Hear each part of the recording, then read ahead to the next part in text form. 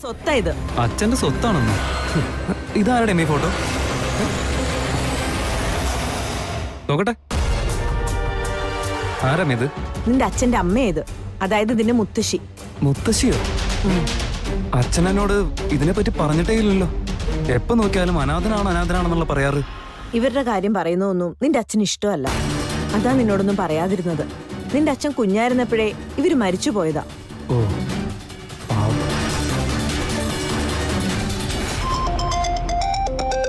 അമ്മ ഫോൺ വരുന്നു, ഇപ്പൊ വരാം.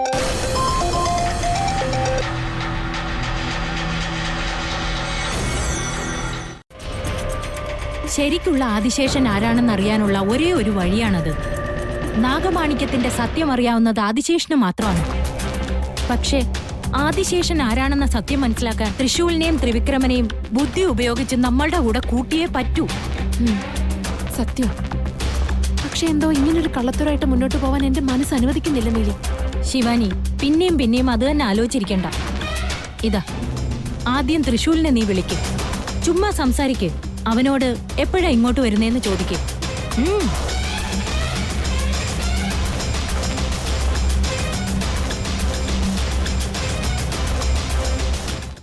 ഇപ്പൊ തന്നെ നോക്ക്, ഒരേ പാമ്പ് തന്നെ പിന്നെയും നമ്മുടെ വീടിന് ചുറ്റും ഇങ്ങനെ കറങ്ങി നടക്കുന്നുണ്ടെങ്കിൽ നമ്മൾ അതിൽ സംശയിക്കണ്ടേ? ആദ്യം എന്റെ സ്വപ്നത്തിൽ വന്നു, ഇപ്പൊ നമ്മളെല്ലാവരും കണ്ടുകൊണ്ടിരിക്കുന്നു.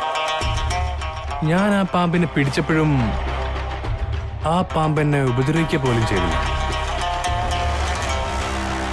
എന്തിനെന്നെ കടിക്കാനുള്ള ശ്രമം പോലും നടത്തിയില്ല. അതുപോലെ തന്നെ തൃശ്ശൂരിലെ പാമ്പ് കടിച്ചപ്പോ അവനൊന്നും സംഭവിക്കാതെ തിരിച്ചു വരികയും ചെയ്തു. അതാ ഞാൻ പറഞ്ഞേ, ഇതിന്റെ പിന്നിൽ എന്തൊക്കെയുണ്ട്.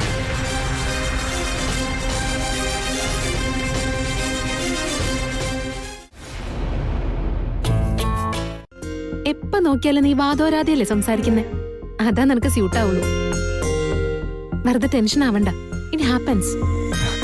നിങ്ങൾ ഇങ്ങനെ പറഞ്ഞല്ലോ, എനിക്ക് ഇപ്പോഴും ഒന്ന് സമാധാനമായത്. കാര്യം എന്തൊക്കെയായാലും ഒരു പാമ്പിനെ കണ്ട് പേടിച്ചിട്ടാണെങ്കിൽ പോലും ഞാൻ അവിടെ മാഡത്തിനെ തനിച്ചാക്കാൻ പാടില്ലായിരുന്നു.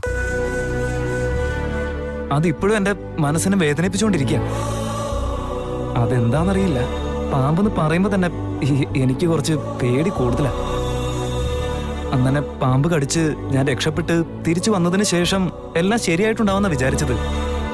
പക്ഷെ ഞാനന്ന് അവിടുന്ന് പേടിച്ചോടിയത് മരണഭയം കൊണ്ടാ, പാമ്പിനെ പേടിച്ചിട്ടല്ല മാഡം. മാഡം, നിങ്ങൾക്ക് ഇഷ്ടപ്പെട്ടില്ലെങ്കിൽ വിട്ടേക്ക്, സാരമില്ല. പക്ഷെ അന്ന് നടന്ന ചെറിയ വിഷയം എന്റെ തലയിൽ ഇങ്ങനെ ഒരു കരടായിട്ട് കിടക്കാം. അതുകൊണ്ട് ഞാനിങ്ങനെ ചോദിക്കുന്നത്. അത്രേ ഉള്ളൂ, അതോ ഇനി എന്തെങ്കിലും ചോദിക്കാനുണ്ടോ? ഇല്ല, വേറൊന്നുമില്ല. തൃശൂർ, നിനക്ക് എന്റെ മേലെ ശ്രദ്ധയുണ്ടെന്നത് ശരി. എന്ന് വെച്ച് എവിടേക്കെങ്കിലും പോകാൻ പോലും എനിക്ക് സ്വാതന്ത്ര്യമില്ലേ? അയ്യോ, അങ്ങനെയൊന്നുമില്ല മാഡം. എന്താന്ന് വെച്ചാ അന്ന് രാത്രി നിങ്ങളെ കാണാതായില്ലേ, അതിന് ഞാനാകെ ടെൻഷൻ അടിച്ചു പോയി. അതുകൊണ്ടാ ചോദിച്ചേ. ടെൻഷനാണോ അതോ സംശയമാണോ? നോക്ക്, നിങ്ങൾ ഇങ്ങനെയൊക്കെ ചോദിച്ചുകൊണ്ടിരുന്ന ഞാനാകെ കൺഫ്യൂസ്ഡ് ആയി പോട്ടോ. നിങ്ങൾ അങ്ങനെ ഒരു അവസ്ഥയിൽ വീട്ടിലേക്ക് തിരിച്ചെത്തിയിട്ടില്ല, ഞാൻ എന്ത് ചെയ്യുമെന്ന് പറഞ്ഞു. പിന്നെ അവളെങ്ങനെ ഇതിനിടയ്ക്ക് കയറി വന്നു? ഞാൻ പറഞ്ഞ കാര്യം കഴിഞ്ഞപ്പോ തൃശ്ശൂർ ചിലപ്പോ ശിവാനിയെ ഡ്രോപ്പ് ചെയ്യാൻ പോയിട്ടുണ്ടാവും. അതൊക്കെ ഇത്ര വലിയ കാര്യമാണോ? വെറുതെ ഓരോന്ന് പറഞ്ഞ സമയം കളയല്ലേ? അത്രയല്ലേ ഉള്ളൂ, വേറൊന്നുമില്ലല്ലോ. വേറൊന്നുമില്ല, പ്ലീസ്. അങ്കിള് ചുമ്മാ അതും ഇതൊക്കെ പറഞ്ഞ് വെറുതെ എന്റെ സമയം കളയല്ലേ. അങ്കിളിന് വേറെ പരിപാടിയൊന്നും ഇല്ലെന്ന് എനിക്കറിയാം. അത് വിട് മോനെ, ഞാനൊക്കെ എത്രയൊക്കെ പറഞ്ഞാലും അത്ര തന്നെ. അങ്കിൾ ഒരു മിനിറ്റ്. ആ, ഇനി ഇങ്ങനത്തെ കാര്യങ്ങൾ പറഞ്ഞുകൊണ്ട് വെറുതെ എന്റെ അടുത്തേക്ക് വന്നേക്കരുത്. തൃശ്ശൂരിന്റെ സ്വഭാവം എനിക്ക് നന്നായിട്ട് അറിയാം. അങ്ങനെ ആയിക്കോട്ടെ ബോസ്, അങ്ങ് എന്ത് പറയുന്നോ അങ്ങനെ തന്നെ. കണ്ടിട്ടില്ല. എന്താ പറ്റിയത്? എന്തിനെങ്കിലും ടെൻഷൻ അടിക്കുന്നെന്ന് പറ. എനിക്ക് തള്ളയുടെ മുഖം കണ്ടോ മേലാകെ തരിച്ചു കയറുവോ? എന്താ പറ്റിയച്ചാ? അവര് ചെയ്തു കൂട്ടിയ കാര്യങ്ങളൊക്കെ എന്റെ മനസ്സിൽ ഏൽപ്പിച്ച മുറിവ് തീരെ ചെറുതല്ല. ഓർമ്മകൾ എന്റെ മനസ്സിന് വേട്ടയാടോ. ഒന്നും ഓർക്കാൻ പോലും എനിക്കിഷ്ടല്ല. ഞാൻ എവിടെ ആരോട് എന്താ സംസാരിക്കുന്നെന്ന് പോലും എനിക്ക് ഓർമ്മയില്ലേ. അച്ഛാ, നിങ്ങൾക്ക് മുത്തശ്ശി ഇഷ്ടമായിരുന്നില്ലേ? നിർത്താം, അവന്റെ ഒരു മുത്തശ്ശി. എന്റെ സ്വന്തം അമ്മ എന്ന് വെച്ച എനിക്ക് ജീവനായിരുന്നു, എന്റെ പ്രാണനായിരുന്നു. എനിക്കിപ്പോ എന്റെ അച്ഛനും ഇല്ല. നാഗമാണിക്യം തേടി ഒരു പോക്ക് പോയി, പിന്നീട് അവർ തിരിച്ചു വന്നിട്ടില്ല. ഞാനന്നൊരു കൊച്ചു കുഞ്ഞായിരുന്നു. വയറ് വിശന്ന് ഞാൻ കിടന്ന് കരയുമായിരുന്നു. വയറ് നിറയ്ക്കാൻ ഞാൻ എവിടേക്ക് തെണ്ടി നടന്നു, ആരുടെയൊക്കെ മുന്നിൽ കൈനീട്ടി. അവരുടെ മനസ്സിൽ എപ്പോഴും മന്ത്രവും തന്ത്രവും കുതന്ത്രവും കൂടോത്രവും ഇതല്ലാതെ മറ്റൊന്നുണ്ടായിരുന്നില്ല. വീട്ടിലേക്ക് വന്നാലോ മൂലക്കിലൊരു കളവും വരച്ചിട്ട് അതിനകത്തിരുന്ന് രക്തപുഷ്പാഞ്ജലി, കോഴിയുടെ തല, മന്ത്രങ്ങൾ ഇതെല്ലാം കേട്ടും കണ്ടും എന്റെ തല മരവിച്ചു പോയി.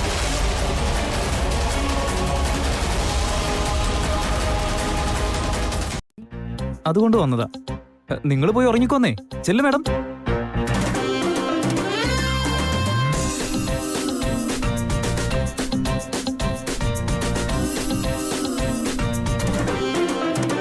അയ്യോ മാഡം, താഴേക്ക് എന്തിനാ വന്നേ?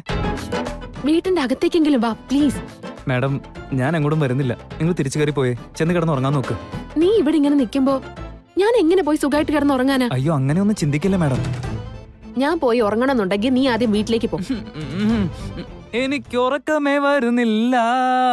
അയ്യോ ഇല്ല ഇല്ല ഇല്ല, എനിക്ക് ഉറക്കമേ വരുന്നില്ല. ആ ഹൃദയത്തിനകത്തൊരു ദീപം തെളിയിക്കാൻ ആരെങ്കിലും വരണം, അത്രേ ഉള്ളൂ.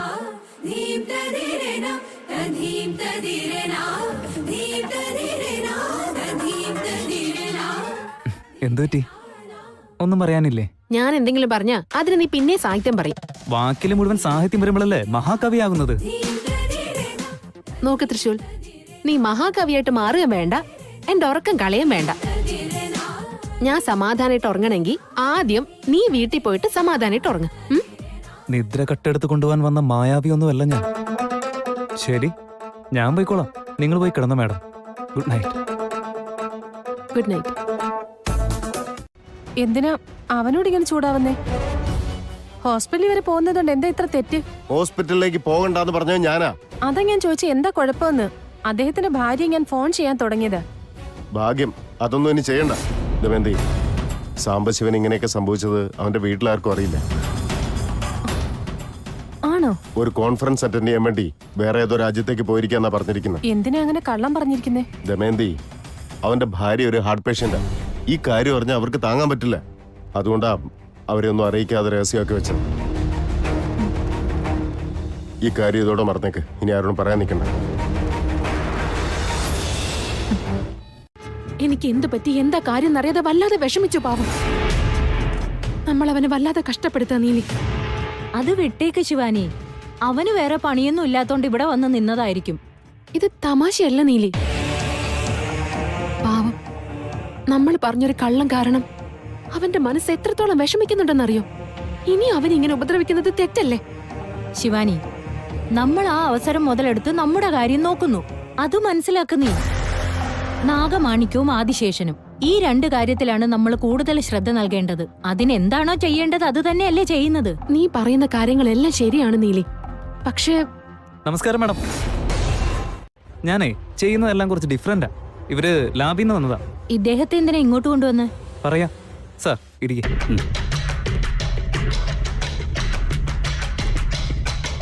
ഹലോ മാഡം, നിങ്ങൾ എന്തിനാ നിൽക്കുന്നേ? ഇരിക്കുന്നേ, ഒന്നിരിക്കുന്നേ, സംസാരിക്കാലോ. നിങ്ങളുടെ ആരോഗ്യ പ്രശ്നത്തെ കുറിച്ച് പറഞ്ഞപ്പോ ഒരു സെക്കൻഡ് ഒപ്പീനിയൻ എടുക്കുന്ന കാര്യം ഞാൻ പറഞ്ഞിരുന്നില്ലേ? അതിനുവേണ്ടിയാ ഇവരിങ്ങോട്ട് കൊണ്ടുവന്നേ. അതിന് ഇവരെന്താ ചെയ്യാൻ പോന്നെ? ഒന്നുമില്ല മാഡം, കയ്യിലുള്ള സിറിഞ്ച് വെച്ച് വിരലിൽ പടുക്കയെന്ന് പറഞ്ഞൊരു കുത്തി സ്വല്പം ചോരെടുത്ത് കൊണ്ടുപോകാൻ വേണ്ടിട്ട്, അത്രേ ഉള്ളൂ. മാറ്റിക്കളയുന്നേ. ശരിയാ, ജീവിതത്തിന്റെ ഗതി തന്നെ മാറിപ്പോവും. ശരിയല്ലേ? കറക്റ്റല്ലേ? അതുകൊണ്ട് ഇദ്ദേഹം വന്നിരിക്കുന്നത്. ഇവനെങ്ങാനും രക്തം എടുത്തോണ്ട് പോയാൽ ശിവാനിയുടേത് മനുഷ്യരക്തം അല്ലെന്ന് മനസ്സിലാവും. എന്താ ചെയ്യാ? ഇയാൾക്ക് രക്തം എടുക്കാൻ പറ്റാത്ത വിധത്തിൽ എന്തെങ്കിലും ചെയ്യണം. ഇല്ലെങ്കിൽ ഞാൻ പിടിക്കപ്പെടും. എന്താ കാര്യം? എന്തുകൊണ്ടാ രണ്ടുപേരും ഇങ്ങനെ ആലോചിച്ചോണ്ട് നിൽക്കുന്നേ? അതെ, അവര് ലിറ്റർ കണക്കിന് ചോര കൊണ്ടുപോകാനെന്നല്ല വന്ന്. കുറച്ച് സാമ്പിളിന് വേണ്ടി ഒരു തുള്ളി എടുത്താൽ മതി. അതെ ഗൗതം സാറേ, ഒന്ന് പറഞ്ഞു. ഞാൻ പറഞ്ഞില്ലേ, അടുത്ത പ്രാവശ്യം എപ്പോഴാ വരണ്ടേന്ന് ഞാൻ വിളിച്ചറിയിക്കാം. ദയവായി ഇപ്പൊ പൊക്കോളൂ. തൃശൂർ, നിന്റെ നല്ല മനസ്സിന് ഒരുപാട് നന്ദിയുണ്ട്. പക്ഷെ ഇപ്പൊ എന്റെ മൂഡ് ശരിയല്ല.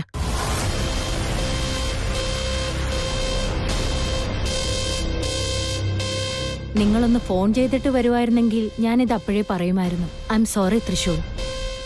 ശരി വിട്ടേക്ക്, ഇറ്റ്സ് ഓക്കെ, സാരമില്ല. വരൂ സാർ, നമുക്ക് പോയേക്കാം.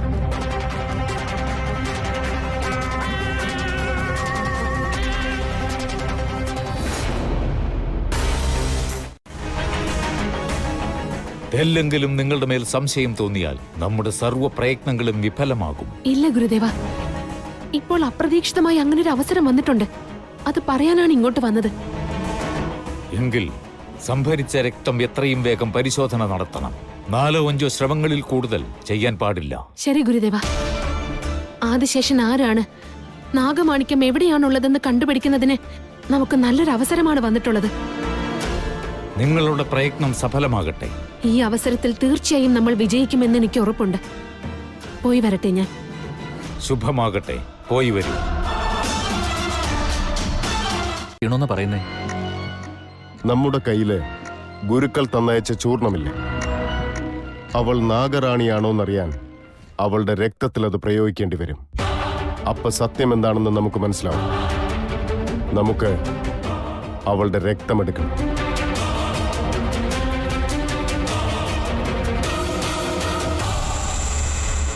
ഐഡിയ ഒക്കെ എന്തായാലും ഉഷാറായിട്ടുണ്ട്. എന്നാലും രക്തം നമ്മൾ ഇവിടെ നിന്ന് ഒപ്പിക്കുന്നു. ശ്രമിച്ചു കഴിഞ്ഞാൽ നമുക്ക് എന്ത് വേണമെങ്കിലും കിട്ടും Nandeesha. Let's wait and see.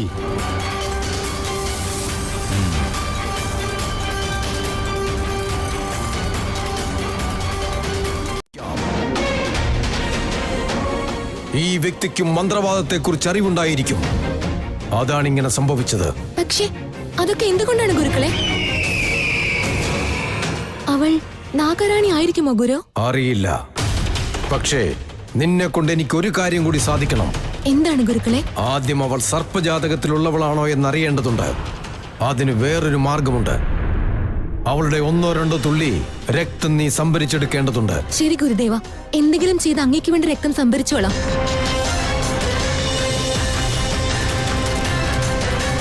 ഓം കാളികായേ നമഃ. ഓക്കെ അല്ലേ? എനിക്ക് ആവശ്യമായ രക്തം എടുത്തു വെക്കാൻ ഇതാണ് പറ്റിയ സമയം. സാർ, ഞാനിത് ഹോസ്പിറ്റലിൽ കൊണ്ടുപോയി ടെസ്റ്റ് ചെയ്തിട്ട് റിപ്പോർട്ട് ആകുമ്പോൾ വിളിക്കാം. സുരേഖേ, കോഫി എടുത്തോണ്ട് വാ. മാം, വേണ്ട വേണ്ട. ഇല്ലില്ല, കുഴപ്പമില്ല, ഇപ്പൊ എടുക്കാം. സുരേഖ, വേഗം കോഫി എടുത്തോണ്ട് വാ. സ്നാക്സ് എന്തെങ്കിലും ഇല്ല എടുക്കാം? മാം, ഒന്നും വേണ്ട. ഇല്ലില്ല, കുറച്ചെന്തെങ്കിലും എടുക്കാം. സാർ, അവർ പറഞ്ഞാ പിന്നെ വിടില്ല. വരൂ, എന്തെങ്കിലും കഴിച്ചിട്ടിറങ്ങാലോ.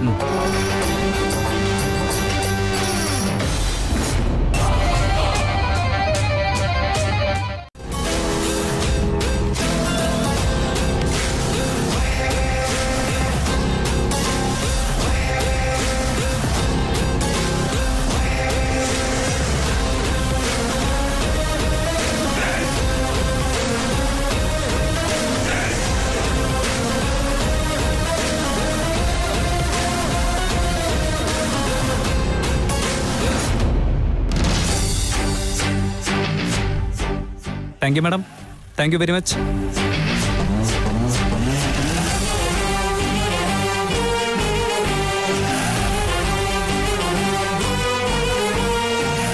അവിടുത്തെ കാര്യങ്ങളൊക്കെ കഴിഞ്ഞോ? ആ, കഴിഞ്ഞു വെച്ചാ, ഞങ്ങൾ ഇറങ്ങാൻ നിൽക്കായിരുന്നു. ആ, അതെന്തായാലും നന്നായി. പിന്നെ മോനെ, ഒരു കാര്യമുണ്ട്. എന്താച്ചാ? അത് വേറൊന്നുമല്ലടാ. മുതലാളി എന്നോട് പറഞ്ഞിരുന്നു വീട്ടിലുള്ള എല്ലാവരും ബ്ലഡ് പരിശോധിക്കാൻ. നിനക്ക് അയാളെയും കൂട്ടി പെട്ടെന്ന് ഇങ്ങോട്ട് വരാവോ? ഓ, അങ്ങനെയാണോ? അദ്ദേഹം ഫ്രീ ആണെന്ന് ഞാൻ ചോദിച്ചു നോക്കട്ടെ. എങ്ങനെയെങ്കിലും പറഞ്ഞ് സമ്മതിപ്പിക്കടാ, എന്നിട്ട് എളുപ്പം വാ. ശരി ശരി, ഞാൻ നോക്കട്ടെ. അച്ഛൻ വെച്ചോ. ആ, മറന്നുപോലെ മോനെ, ഞാൻ മുതലാളിയോട് വിളിച്ച് പറയാൻ പോവാ. അവരെല്ലാം വീട്ടിൽ റെഡി ആയിട്ടിരിക്കും. ഡോണ്ട് വറി അച്ഛാ, ഞാൻ ശരിയായിക്കോളന്നേ. ആയിക്കോട്ടെ. സർ, നമുക്കിറങ്ങിയാലോ? ആ, വരൂ. അങ്ങനെ തേടിയ വള്ളി തന്നെ കാലിൽ വന്ന് ചുറ്റിയിരിക്കുന്നു. ഇനി വൈകരുത്, മുതലാളി വിളിച്ച് കാര്യം പറഞ്ഞേക്കാം. വീണ, നിന്റെ ചേട്ടനും അമ്മയുടെ മോളെ? അകത്തുണ്ട് ഡാഡി. ആ, അവരെ കൂട്ടിക്കൊണ്ടോ. ആ, ഒരു മിനിറ്റ് നിൽക്കും മോളെ. അവരെ റെസ്റ്റ് എടുക്കായിരിക്കും. നിങ്ങൾ അങ്ങോട്ട് ചെന്ന് അവരുടെ ബ്ലഡ് സാമ്പിൾ എടുത്തോളൂ.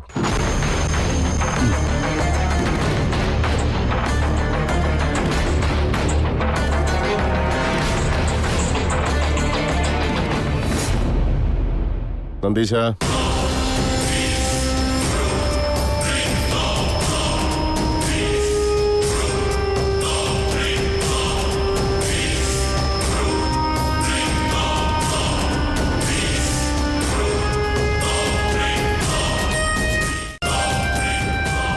ഇത് ശിവാനിയുടെ വീട്ടിൽ നിന്ന് കൊണ്ടുവന്ന രക്തസാമ്പിൾ.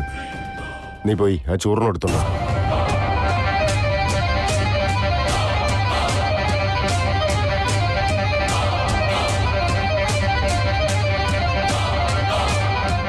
അത് 2 ഇട്.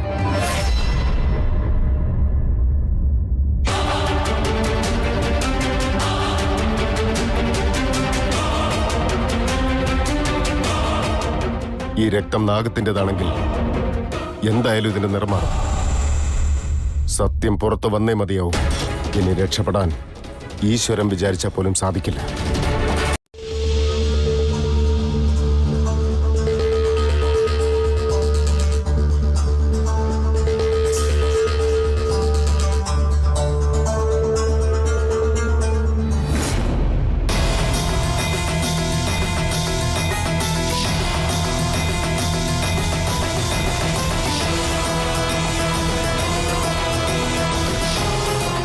കണ്ടില്ലേ നീലി, ഗുരുദേവൻ പറഞ്ഞത് സത്യമാണ്. നമ്മൾ കരുതിയതും സത്യമാണ്. നമ്മുടെ സംശയങ്ങള് സത്യമാവാനുള്ള സമയമായി. തൃശ്ശൂലാണ് ആദിശേഷനെന്ന് എനിക്ക് തോന്നിയിരുന്നു. പറയുള്ളൂ സാർ. അവര് ഉള്ളോടത്തോളം കാലം നന്നായി നോക്കൂ. എപ്പോഴും സന്തോഷം നൽകാൻ ശ്രമിക്കുക. ബാക്കിയുള്ളതെല്ലാം ദൈവത്തിന്റെ കയ്യിലാണല്ലോ സാർ. സർ, ദൈവത്തോട് പ്രാർത്ഥിച്ച ഇതൊക്കെ താനെ മാറിപ്പോന്നാണ് പറയുന്നത്. തന്നെ ക്യൂർ ആകുന്ന കേസസും ഉണ്ട്. പക്ഷേ ഈ കേസിൽ 100% നടക്കണമെന്നില്ലല്ലോ സാർ. എല്ലാവരുടെയും ബോഡി ഒരുപോലെ റിയാക്ട് ചെയ്യണമെന്നില്ലല്ലോ. നമുക്ക് നോക്കാം. നിങ്ങളെന്തായാലും ദൈവത്തിൽ വിശ്വാസം അർപ്പിക്കുക. നിങ്ങൾക്ക് വേറെന്തെങ്കിലും മാർഗം ഉണ്ടെങ്കിൽ അതും കൂടെ ശ്രമിക്കാതിരിക്കണ്ട. എല്ലാം ഡോക്ടർമാരുടെ കയ്യിലല്ലല്ലോ സാർ. വിശ്വാസവും ഗുണം ചെയ്യും. താങ്ക്സ്. നിന്റെ മേൽ ആക്രമണം നടത്തിയിട്ടുണ്ടെങ്കിൽ അതേതോ അപകടകാരിയായ ശക്തിയായിരിക്കാനാണ് സാധ്യത. എനിക്കും അങ്ങനെ തന്നെയാണ് തോന്നിയത് ഗുരു. നമ്മുടെ മാർഗം ആരോ മുടക്കുന്നുണ്ട്. ഏതായിരിക്കും ആ നീചശക്തി? മനസ്സിലാകുന്നില്ല ഗുരുക്കളെ. പക്ഷെ മുൻപൊന്നും ഞാൻ അങ്ങനെയൊന്നും നേരിട്ടിട്ടേയില്ല. ചിറകുകളുള്ള മാലകൾ ധരിച്ച ഒരു മനുഷ്യൻ. ചിറകുകളുള്ള മാലകൾ ധരിച്ച മനുഷ്യനോ? നിന്നെ ആക്രമിച്ചത് വെറുമൊരു സൂചനയാണ്. എനിക്കൊരവസരം കിട്ടിയാൽ മാത്രം മതി. അതിനെ അവിടെ വെച്ച് തന്നെ സംഹരിക്കുന്നതാണ്. ഞാൻ കളറിലുള്ള ശലഭങ്ങളാണ് ഉണ്ടാകുന്നത്. ആദ്യം ഈ മുട്ടകള് നീല കളറിലുള്ള പുഴുക്കളായിട്ട് മാറും. എന്നിട്ടാണ് നീല ശലഭങ്ങളായിട്ട് മാറുന്നത്. വളരെ റെയർ ആയിട്ടുള്ളതാ. ഓ, ഇതൊക്കെ എനിക്ക് അറിയാത്ത കാര്യങ്ങളാണ് മാഡം. ഫസ്റ്റ് ടൈം കാണുന്നത്, ഫസ്റ്റ് ടൈം എന്നെ കേൾക്കുന്നത് തന്നെ. അപ്പോ നിങ്ങൾക്ക് നീലശലഭങ്ങൾ എന്ന് പറഞ്ഞാൽ അത്രയ്ക്ക് ഇഷ്ടമാണോ? അതെ അതെ തൃശ്ശൂർ. നീല നിറത്തിലുള്ള ശലഭങ്ങളെ എനിക്ക് ഒരുപാട് ഇഷ്ടമാണ്.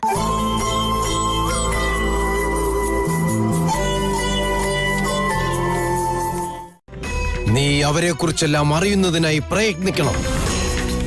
ആ പെൺകുട്ടികൾ ആരാണെന്നുള്ളത് നമുക്ക് കണ്ടുപിടിച്ചേ തീരൂ. ശരി ഗുരുക്കളെ, അങ്ങയുടെ കൽപ്പന പോലെ ആവട്ടെ. നീ ആ വീട്ടിൽ നടക്കുന്നതെല്ലാം എപ്പോഴും ശ്രദ്ധിച്ചുകൊണ്ടേയിരിക്കണം. അവര് സ്പർശിച്ച ഏതൊരു വസ്തുവായാലും അതെനിക്ക് സഹായമാകും. എന്നാലാകുന്ന വേഗത്തിൽ ഞാൻ ആ കർമ്മം ചെയ്തിരിക്കും ഗുരുക്കളെ. നിന്റെ ആത്മവിശ്വാസം എനിക്കും വളരെ മുഖ്യമാണ്. നിനക്കിപ്പോൾ പോകാം. ആജ്ഞ പോലെ ഗുരു.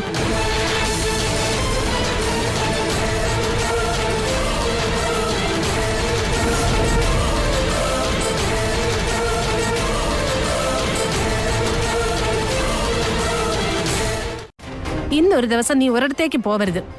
വെറുതെ എന്നെ ദേഷ്യം പിടിപ്പിക്കല്ലേ. ശരി അമ്മ. എങ്കിൽ ഔട്ട് ഹൗസിൽ പോയി തൃശ്ശൂരിലെങ്കിലും ഞാനൊന്ന് പോയി കണ്ടോട്ടെ. നീ എങ്ങോട്ടും പോകുന്നില്ല, വീട്ടിൽ തന്നെ ഉണ്ടാവണം. പറഞ്ഞ മനസ്സിലാവില്ലേ നിനക്ക്? മുറിയിലേക്ക് കയറിപ്പോ.